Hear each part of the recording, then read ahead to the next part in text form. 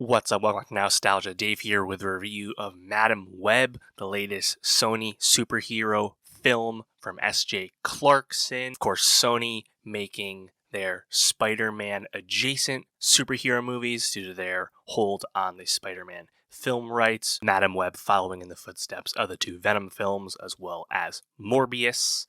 And yeah, Madam Web is a huge dud. The best thing about Madam Web was the press tour we just had featuring star Dakota Johnson, really just not giving a F, playing into the joke. The meme that we had from one of the lines in the trailer that was just horribly written and expository. That line is not even in the movie. Something else that's not in this movie would be watching Sydney Sweeney, Isabella Merced, and Celeste O'Connor actually play the Spider-Woman that we know they will be playing as hinted in at the trailer. If you've seen them in the trailer as their various Spider-Women selves, that's all you see. That is the only time we see them in this movie. This is a horribly written, uninteresting, incoherent at times, and just kind of bland origin story to very obscure superhero characters in the Spider-Man adjacent world. This movie is so ill-conceived and just has really nothing inspiring about it. There's really nothing to recommend about it, and it really feels like a superhero movie that would have came out 10, 15 years ago. And somehow, Sony is going to be the one feeding the streets with superhero movies in 2024. Madam Web will be followed up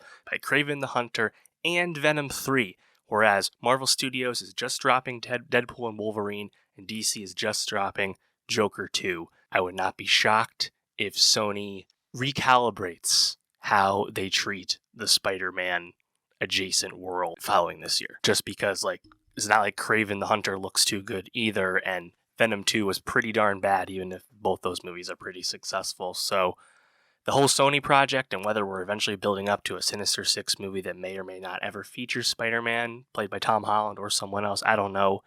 The Sony project remains weird, but it's not even Morbin time.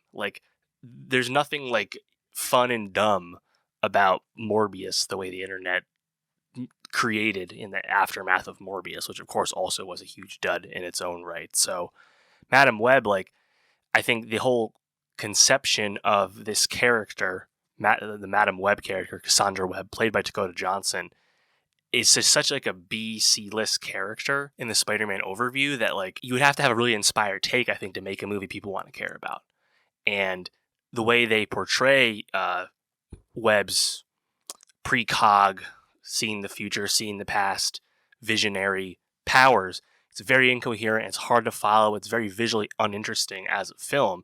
And the whole plot of this movie really just involves Webb, as well as the three young girls, Sweeney, O'Connor, and Merced's characters, watching all of them. They're basically just running and fleeing from Tahar Rahim's villain character. There's really not a lot of action to this movie, and it's kind of just a lot of fleeing and running, and it's truly like the very beginnings of an origin story. Obviously, it's easy in hindsight to look back and say, Sony, you just had a huge hit with Sydney Sweeney and Anyone But You, of course, the highest grossing romantic comedy film of the pandemic era, a movie I liked quite a bit. Why didn't you just make a Spider-Woman movie with Sydney Sweeney versus try and set it up with this movie first? Obviously, there's plenty of hindsight, but yeah, it just doesn't come across well. Sweeney will be fine. Isabella Merced should be fine too. She gets a redo with superhero movies, playing Hawkgirl in the new DC universe, and also be on The Last of Us season 2. So I think her career continues apace as well. Been a fan of hers since Sicario.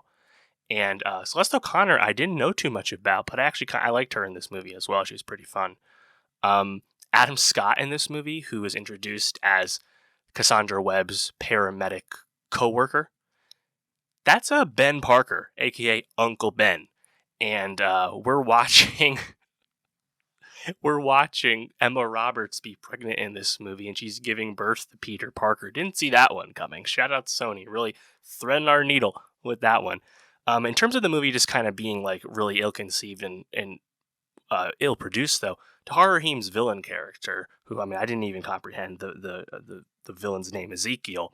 Ezekiel's whole performance by Rahim is clearly all ADR. They redid all the dialogue. It sounds really kind of artificial and distorted, and I think they just kind of recorded all new lines after they filmed this, and it comes across horribly. Like, he makes no impression at all. He's the most one note, one dimensional villain you could ever get in a franchise movie like this. And I liked Har-Rahim. I mean, he's a great actor. He was good in Napoleon. He was good in the Mauritanian. Like, he's good, but like, he has nothing with the script gives him any opportunity to save himself. Like, he just doesn't acquit himself well at all. Dakota Johnson, also someone I like when the role is right. The Lost Daughter, Cha Cha Real Smooth. She's a good actor. She has good comedic timing. I think the stuff in the baby shower in Madam Web is actually pretty funny on Johnson's part.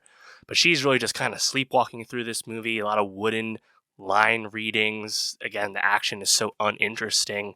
There's really just nothing to rally around with Madam Web. Again, it really feels like a relic of the pre-MCU modern day superhero storytelling mode, and this is a troubling trend that we continue to get with the Sony films following Venom 2, following Morbius, and who knows, maybe Craven as well.